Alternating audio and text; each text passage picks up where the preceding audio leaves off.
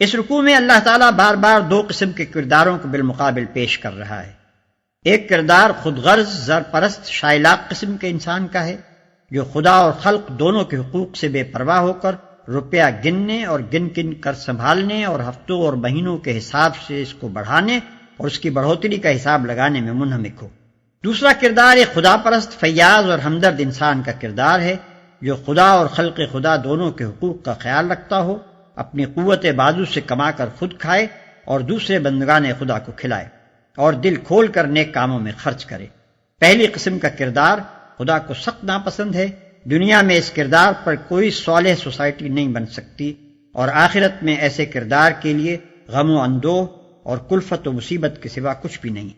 بخلاف اس کے اللہ کو دوسری قسم کا کردار پسند ہے، اسی سے دنیا میں صالح سوسائٹی بنتی ہے، اور وہی آخرت میں انسان کے لیے موجب فلاح ہے۔